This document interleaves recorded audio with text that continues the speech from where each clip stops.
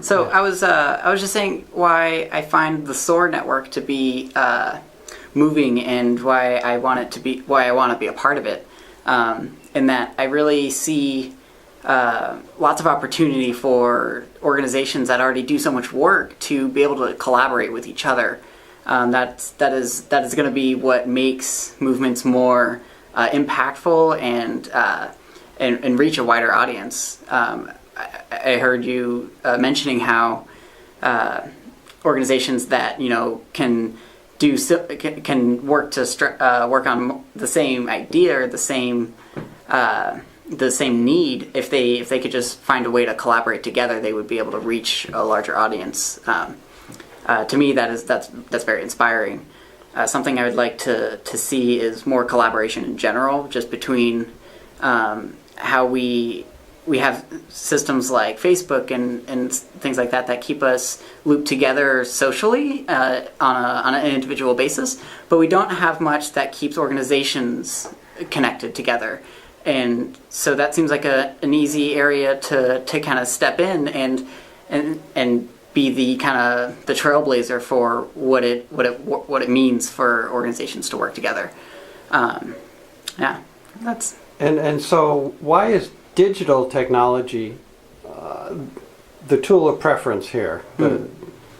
I think digital. The solution should be digital because you have such a larger audience you can reach at cheaper expenses. You can reach more people of different backgrounds and different personalities, because most of us have these devices that can reach the internet, in our pockets, and that's a really powerful tool that just about anybody can utilize. So making something accessible to anyone and everyone is about the best advertising that you can get, rather than paying for commercial television. And so do you think there's some possibility that other cities would snap up this software and put it to work? Absolutely. I think it can be impactful for everything from nonprofits to government to everything in between. I think other cities have even more need for a tool like this that would encourage inter-organization collaboration, because Eugene, it's probably 12 miles in either direction you choose, and still there's a disconnect between these organizations.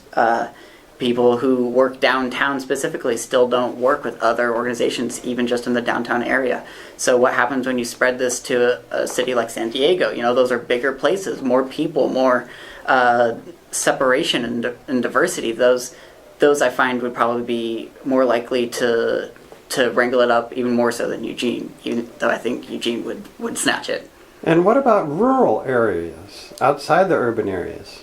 Yeah, I think the rural areas, they have a disconnect from the urban area, and if so long as they have even a basic internet access, they can still be in the loop with those urban areas. I think that getting something like this spread out between urban and rural areas would allow for much vaster resources to be pooled together. The urban has a lot of kind of networking opportunities, and a lot of the rural areas can bring things like food, and those are where you have your farming resources. So kind of bridging that gap can really pool together a larger array of resources. And could you say a few words about what's happened in your life that brings you to be a contributor to this project? Yeah. So I hopped on this project at Hack for Cause in 2018, April 2018, and I joined with my company, CBT Nuggets, and we were all really moved by the idea of something that would kind of unite the neighborhood, so to speak, our little Eugene ecosystem here. So I think when we were moved by that, that was the first step into my involvement with this. But then once I sat down and started talking with the board of ECAN, it really felt like a movement worth being a part of, and it felt like there was opportunity that was just kind of low-hanging fruit ready to be picked. And so since Hack for Cause, I felt empowered to keep pushing forward, keep on the ball, and it's really paid off so far. And have you been learning things about your work by doing it? I mean, encountering obstacles? Absolutely. I think a lot, something that comes out of a new project is you kind of have to build everything from scratch again, start at the foundation, and a lot of the things that you kind of take for granted, like libraries that you're used to working with, they aren't there this time around. So you get to really make it from scratch and decide where you reinvent the wheel. And I've learned loads about authentication and everything in between. So I absolutely have stumbled across obstacles and have really enjoyed learning and facing those head on. Cool. And I remember at the hackathon, the judge that we had on our team was a cybersecurity expert, and he said that your coding was rock solid. Did you know that in advance, or?